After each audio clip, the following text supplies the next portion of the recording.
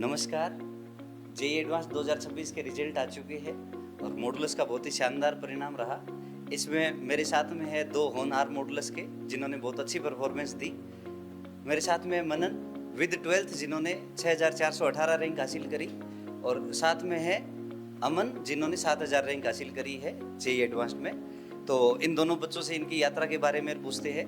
तो मनन, आप जब 10th करने के बाद कोचिंग में आए थे तो मॉडुलस में आने से पहले आपने ये सोच रखा था कि मैं 12वीं के साथ जब यहाँ से निकलूंगा तो आईआईटीएन बन के निकलूंगा और ये रैंक डिजर्व, या ऐसा रैंक सोच करके आए थे या किस टाइप के थे? तो वो शुरुआत का आपका इनिशियल फेज के बारे में बताओ।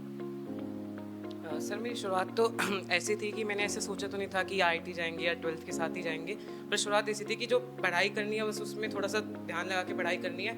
और जब मैंने 11th में पढ़ाई करनी चालू करी तो मतलब मज़ा आने लगा, क्योंकि जैसे सर ने बोर्ड पे क्लास में क्वेश्चन लिखे और उसमें पूरा कंपटीशन क्रिएट होता था, कौन बच्चा पहले करेगा, उस चीज़ में बहुत मज़ा आता है। जैसे डेली के होमवर्क मिलते हैं, अगले दिन डिस्कशन होता है, वो डिस्कशन बहुत अच्छे से होता है। अगर किसी बच्चे का डाउट आए तो टीचर ये पूछते हैं कि वो डाउट क्यों आया, वो सब रीज़न देखते हैं। और यहाँ की जो मतलब एक मेरे को स्पेशल बात लगी कि टीचर को एक एक बच्चे का नाम पता है। कई कोचिंग में ऐसा होता है बच्चों को नाम ही नहीं पता होता, शुरू के जो 1-2 बच्चे हैं बस उनका पता है, बाकियों का नाम ही नहीं पता, उन क्या कर रहे हैं क्या नहीं। आर ही सर है, उन्हें अब हर एक बच्चे का पता है कि क्या कर रहा है वो।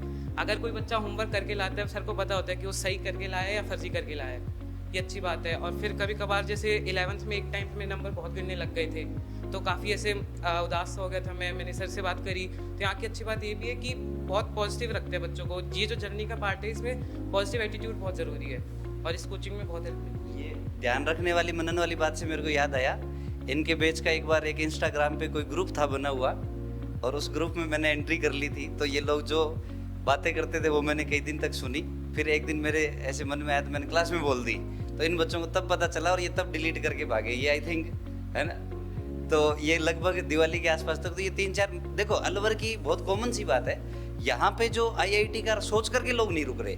अभी यहाँ पे अलवर में सेकंड लेयर रुकती है जो ये सोचती है हो जाएगा सिलेक्शन तो ठीक है, नहीं हुआ तो अपनी 12th हो जाएगी, घर पे बैठे है, बढ़िया खाना मिल रहा है। बट मैं आपको विश्वास दिला रहा हूँ, अलवर में अगर ऐसा बच्चा रुक जाए कि मेरे को आईआईटीएन बनना है, ये सोचा वो बच्चा रुक जाए, तो मैं कह रहा हूँ अलवर सिंगल डिजिट रैंक देने में भी कैपेबल है। बस आप अलवर शहर पे यहाँ विश्वास करो, घर पे रह करके मेहनत और अच्छी होती है, बहुत बढ़िया होती है, पर आप एक बार भरोसा तो जताओ अलवर पे, अलवर की कोचिंग पे।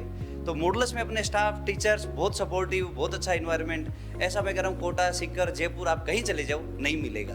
तो दूसरी बात, आपकी जैसे यात्रा रही इसके अंदर जो आपने तैयारी करी उसमें टीचर्स का, कोचिंग का, या आपके जो लाइफ में अप डाउन्स आए उसके अंदर खुद को कैसे मोटिवेट फील करते थे, कैसे सपोर्ट मिला? जैसे कई बार ऐसे नंबर गिरे तो टीचरों के पास ही जाना होता था सबसे पहले, और कौन इस जर्नी में हेल्प करेगा। और जैसे मैं अगर कभी आर्य सर के पास गया तो मैं कहा था कि ऐसा ये तो अभी चलता रहता है, अपने आप नंबर बढ़ जाएंगे, और वो बढ़े भी थे। मतलब मेहनत करनी ज़रूरी है, लगातार ये ध्यान नहीं देना चाहिए कि हमारा स्कोर अच्छा आ रहा है या कैसा आ रहा है। और बहुत बढ़िया। तो देखो मोटिवेशन तो वही है कि सिंगल क्वेश्चन पे सोचो, हो गया तो ठीक है, और नहीं हुआ तो कोई दुखी नहीं होना, हो गया तो थोड़े खुश हो जाओ। तो ये इसमें मोटिवेशन का जरिया है। अब अपन अमन पे आते हैं। अमन मॉडुलस में 3 साल से स्टूडेंट है और अमन ने 11th 12th और ड्रॉप में अमन सेलेक्ट हुआ है, और आपने 3 साल मॉडुलस पे भरोसा किया बेटा। तो आपको रिजल्ट से कैसा लगा, कैसा सेटिस्फेक्शन है? और 12th में जब आप आए थे, 12th में जब थे तो सेलेक्ट नहीं होने के क्या कारण थे, इस पे भी थोड़ा सा जरूर बताएं।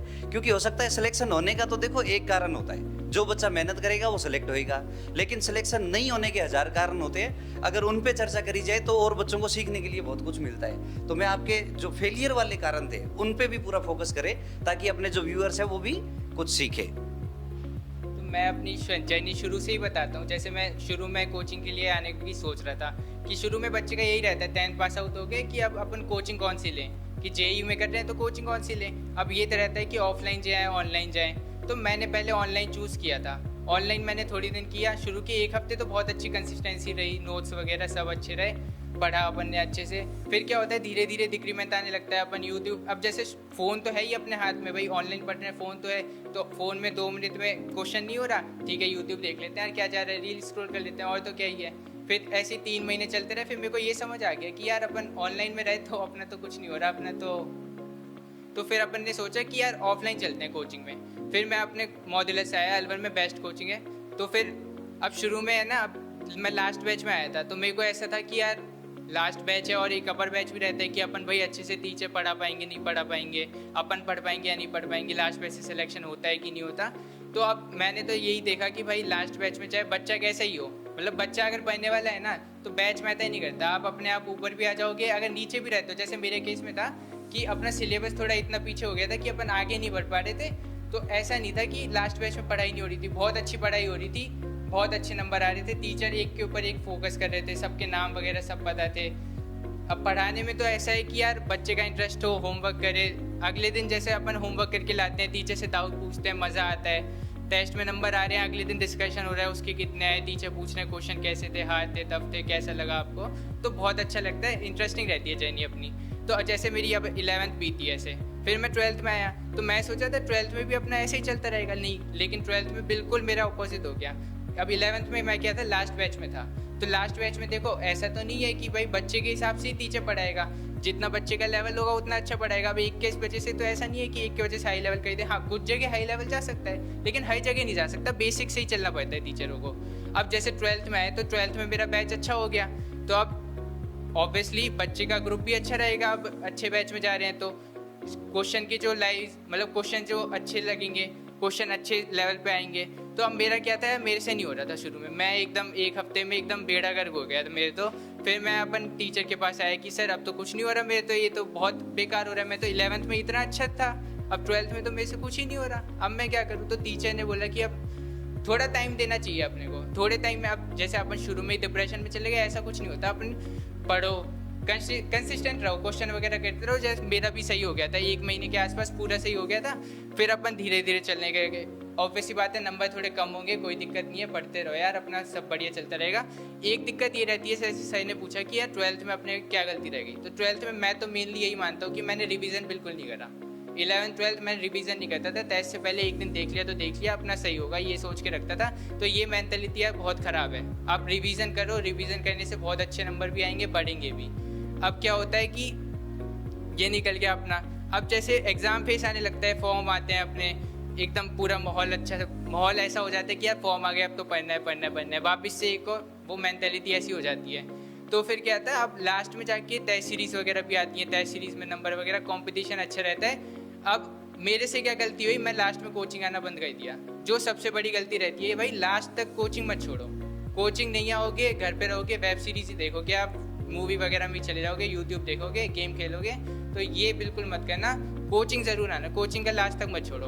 तो बेसिकली क्या है, आप टीचर पे भरोसा रखो यार, आपका हो जाएगा। 13 में मैंने रिवीजन भी करा, सब करा, उसके बाद है ना आप जर्नी प्लेन सी रहती है, आराम से जर्नी बढ़िया निकलती है। एक टॉपिक मैं एक्स्ट्रा ऐड करना चाहूँगा कि यार आप सॉल्व अच्छे से करो क्वेश्चन, जो आप घर पे सॉल्व करते हो ना, आपको DPP वगैरह मिलती है, होमवर्क मॉड्यूल वगैरह, आप उसमें ऐसे करो कि यार कोचिंग आके आप टीचर को ऐसे डाउट में पूछो कि टीचर भी एक बार सोचे यार बढ़िया सवाल पूछा है ये तो एकदम अलग से जोश आता है अपने को यार कि मज़ा आ गया, मतलब फीलिंग आप करोगे ना तब आपको समझ आ जाएगी। तो ऐसे अपनी जर्नी रहती है, बेस्ट कोई दिक्कत नहीं है। अब जैसे कि किसी को भी अगर अलवर में लेनी है ना, तो अलवर में तो बेस्ट मॉड्यूलस ये है, मैं तो यही कहूँगा, क्योंकि पर्सनली टीचर वगैरह सब इतना ध्यान देते हैं, फ़ोन करते हैं, कॉल करते हैं कि कोचिंग क्यों नहीं आ रहे, अब आ जाओ, ऐसे रहता है, तो बेस्ट रहेगा। बहुत बढ़िया अमन, आप वाले मतलब काफ़ी सारे टेक अवे पॉइंट थे। तो पहला तो था मेरे को जो समझ में आई, एक तो विश्वास करने वाली बात कि 11th में आपका बैच ऊपर हो नीचे हो, लेट आए हो, इस टाइप से अपने को विश्वास नहीं खोना चाहिए। दूसरा जो बहुत अच्छा पॉइंट था, हम लोग जैसे सितंबर में अक्टूबर में 12th का सिलेबस फिनिश कर देते हैं और बच्चों को सेल्फ स्टडी के लिए छोड़ देते हैं। और उसका मतलब ये होता है कि आप घर पे बैठ करके बढ़िया से पढ़ाई करो, और पढ़ाई करने के बाद आप टीचर से आकर के डाउट पूछो। और उसमें हर बच्चे का देखो लेवल अलग अलग होता है, डाउट भी अलग अलग होंगे।